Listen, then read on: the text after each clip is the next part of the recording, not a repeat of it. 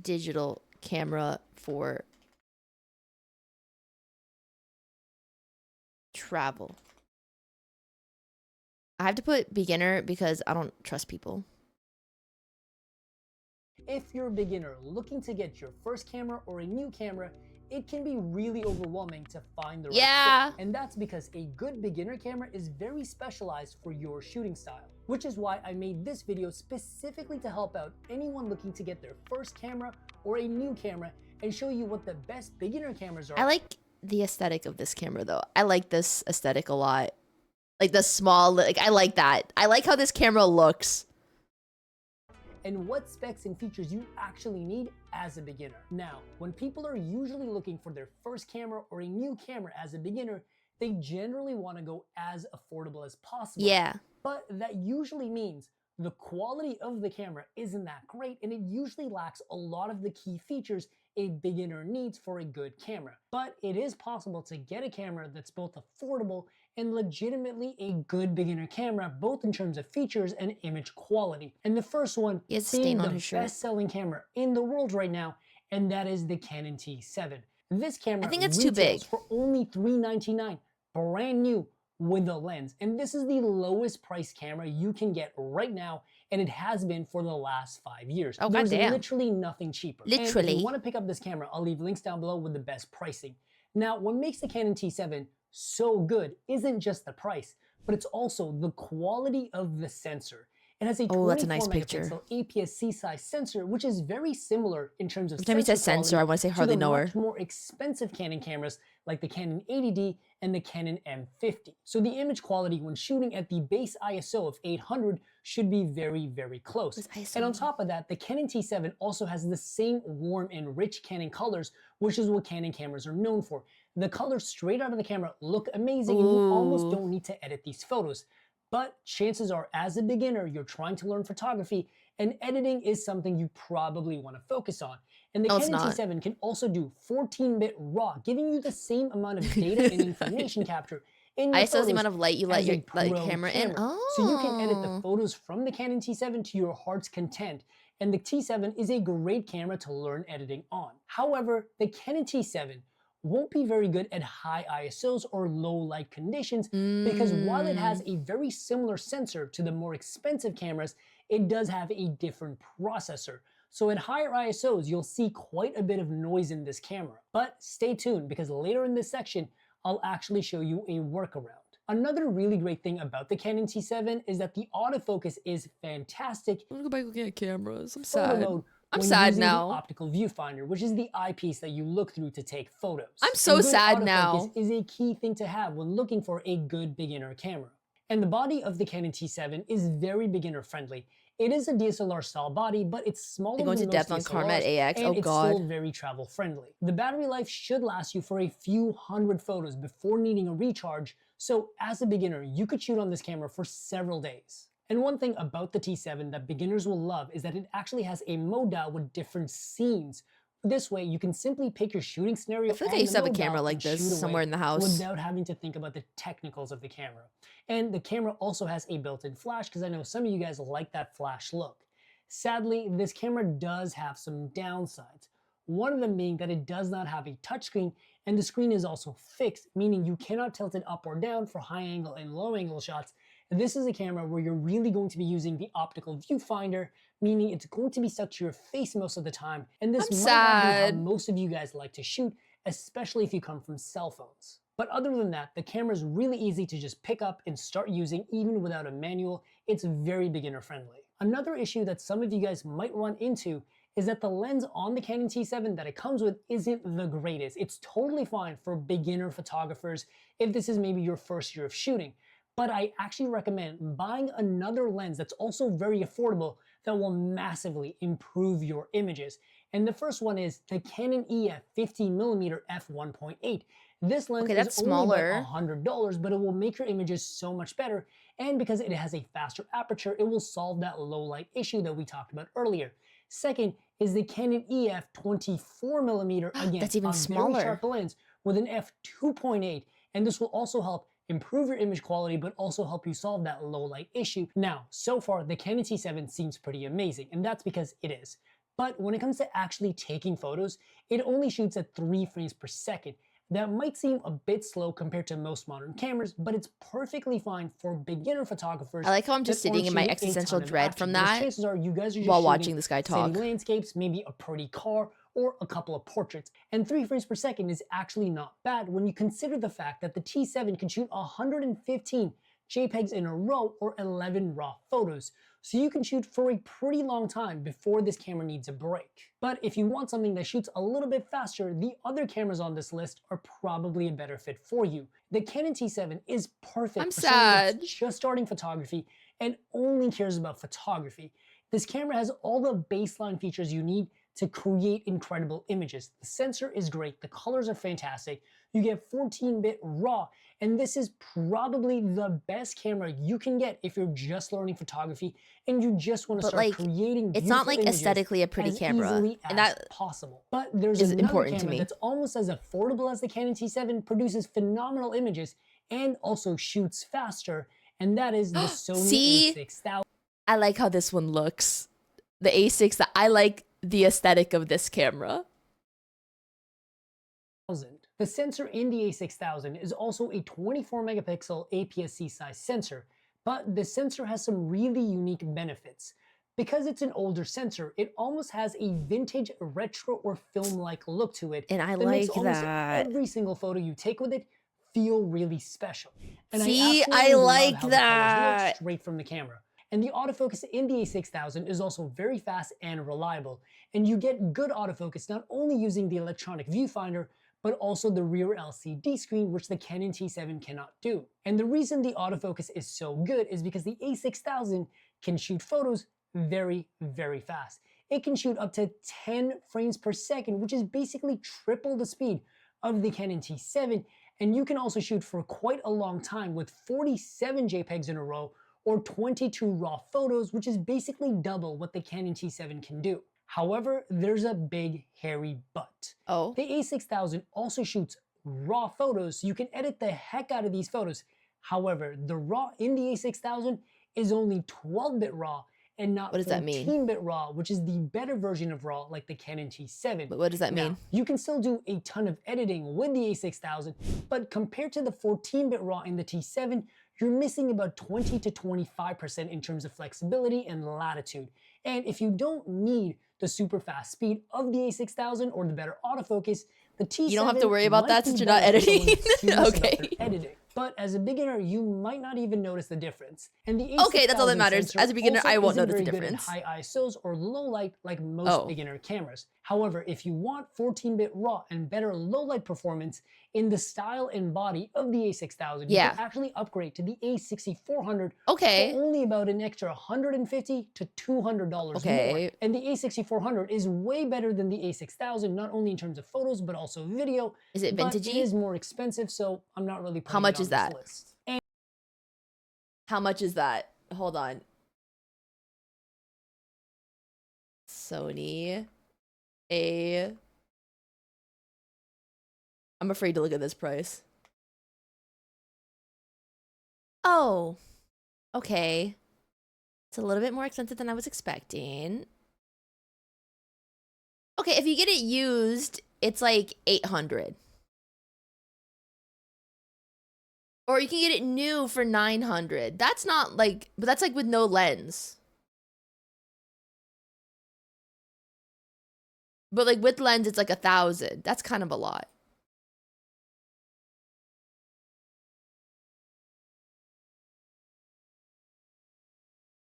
Hmm.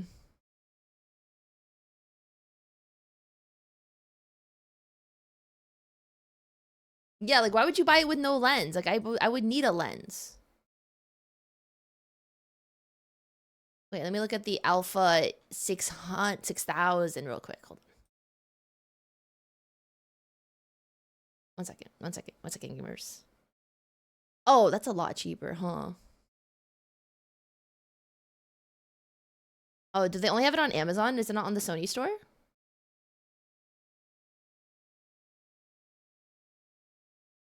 Hold on.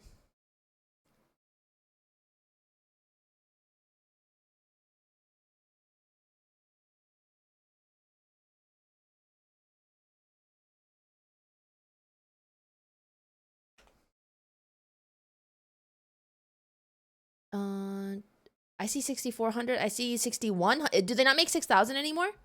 The Sony store, is it 6100? Oh, there's honestly not that big of a difference between the prices. So like if I like the 6100 with the lens is $849 and the 6400 with the lens is $999. There's only like it's like $100 difference. 6000 is the older version. I don't know which lens is better though. I'm gonna be real. Probably because it's old now. The Fuji X10 price. Okay, hold on. We'll get there. Kit lens is good enough. What's kit lens? What does that mean? What does that mean? The one I have select, thank you. I just need to be told what it is. Like, does it make a difference between these? Like, what's like the difference between this one and that one? Or like this one? Oh, that's way too big. I don't want that. Like, what's the difference between these two? Is it just like aesthetics? They both look the same to me.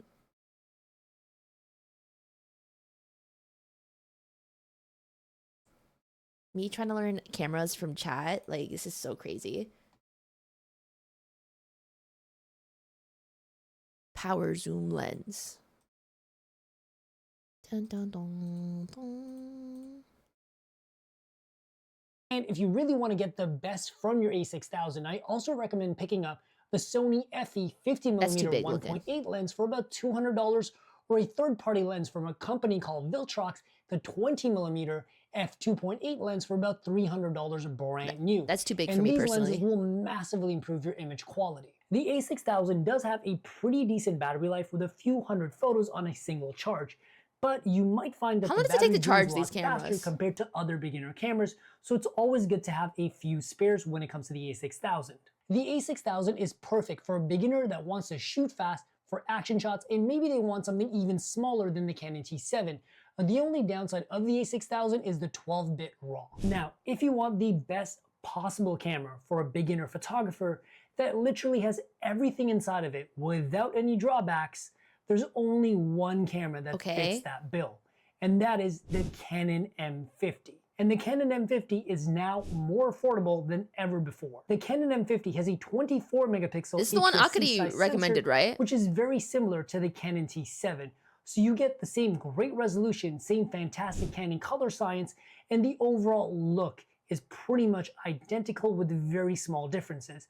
But one of those differences is that the Canon M50 is much better in low light, and you can easily shoot this camera as high as 2000 or 3200 ISO. Oh, yours was the EOS T7? And even 6400 ISO if you're okay with a little bit of grain. And on top of that, you also get 14-bit RAW, so you can really edit the heck out of your photos. And the Canon M50 has without a doubt the best autofocus on any beginner camera.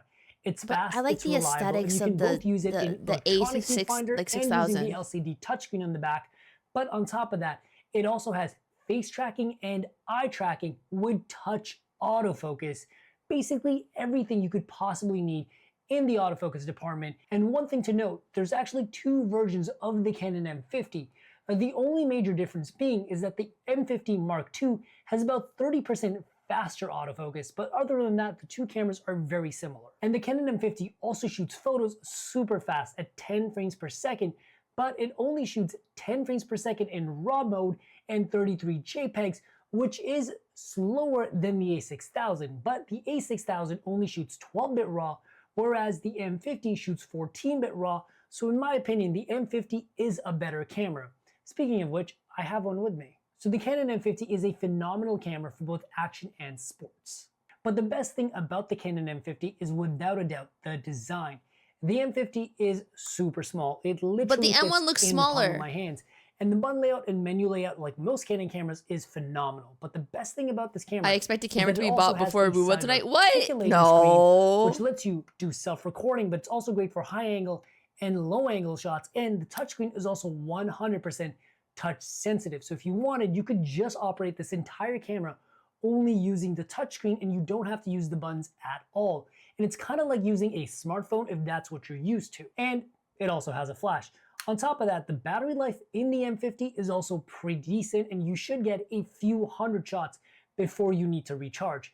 Now, one thing I should mention, like most beginner cameras, the kit lens isn't the greatest, but because the M50 is technically discontinued, you could get very expensive, very pro-level lenses at a huge discount for this camera right now because it's technically discontinued, but there's plenty of places still selling this camera. I won't give a specific lens recommendation, but instead I recommend going out there and bargain hunting, and you can also use the Canon EFS lenses from their main lineup of cameras with this M50 using an adapter that's only about $50 to $80.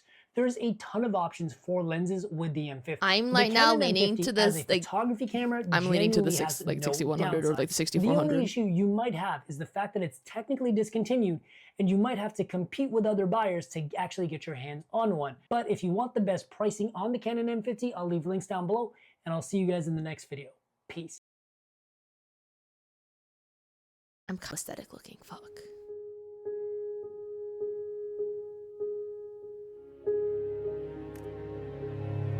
The Fuji X10.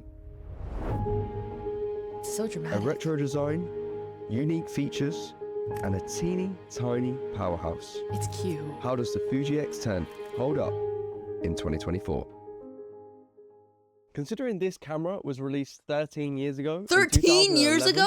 it definitely still has a home amongst creatives. It's small, compact, looks awesome, shoots raw Okay, so but like, if it came out 13 years ago, that means it probably doesn't record very well though.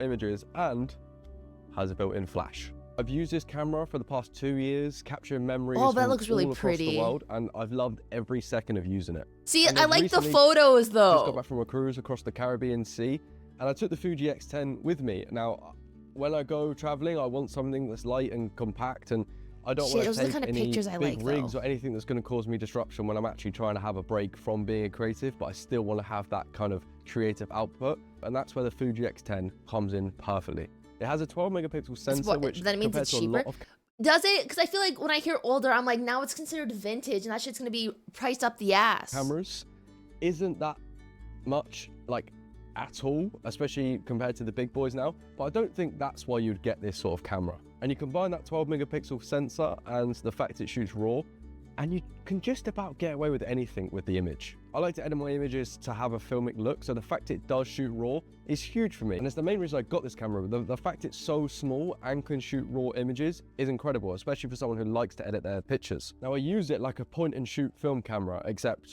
it's digital and I know what I'm gonna get from the camera, unlike the lottery of using a film camera.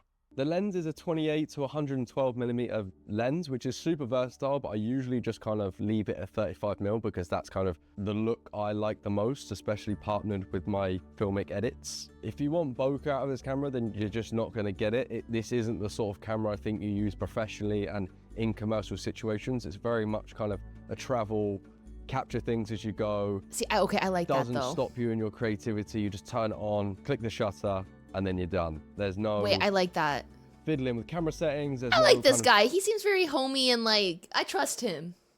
of stopping you in your path. I literally have it down by my waist, pull it up, take the picture, bosh, done. And the sharpness of these images are as you would expect from a 12 megapixel camera.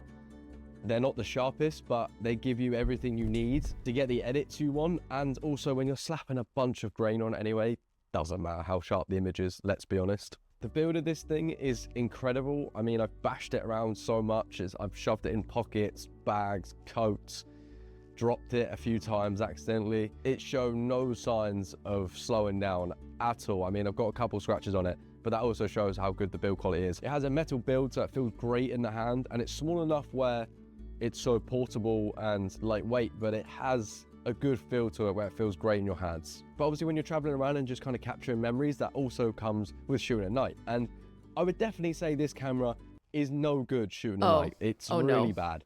But, however, hold your horses. This is where the built-in flash comes in. because the built-in flash is incredible and it's definitely my favorite feature about the camera. Okay. You can change the brightness of the flash to however you like it. I kind of just bump it up one stop. Suddenly this has gotten better. 1.2 or something that's in the camera. And that just gives a slightly like brighter flash, which gives me more information to edit in the raw image, and I can kind of bring it back and edit it how I like. And for me specifically, coming from someone who has professional equipment, when I do touring, I take my Sony with a flash on it, just to give me that versatile, because obviously I need that higher megapixels, and it's good to have a flash on it, but it's so big and it's so bulky, and I don't. Yeah, I like his pictures. They feel more like actual pictures, like a person would take. When I want to enjoy my holidays, or I'm traveling for pleasure, or it's just annoying. I don't want that big setup. So the fact this has a built-in flash is incredible, and was definitely one of the yeah, no, this guy's like selling me. I'm being influenced as well, and it's just so cool. I mean, so satisfying to do, and it brings me so much pleasure. I don't know if you can tell, but I love it. I can almost hear what you're saying as well, but the fact it's so small and you're using the flash and you're taking so many pictures on it, surely the battery life is bad.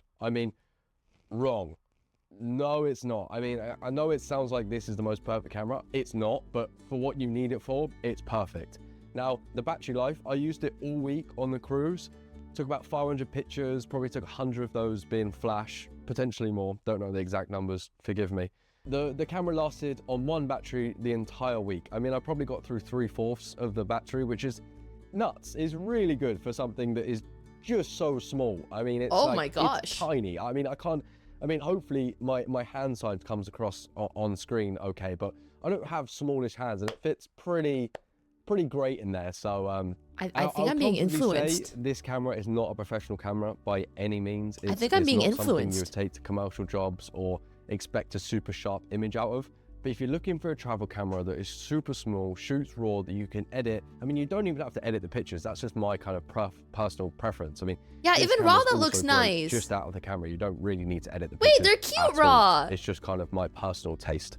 If you're looking for an affordable travel camera that's easy to use, it's all auto, you just turn it on and take pictures, this is 100% the camera. I mean, I've scoured the internet for another one, and this is by far, I would say, the best option. It looks really, really nice. But Sony, has that kind of fashionable sense as well. Not the brand loyalty. It's so easy to use. I mean, it's so basic and so amazing, and just fits that travel purpose so well.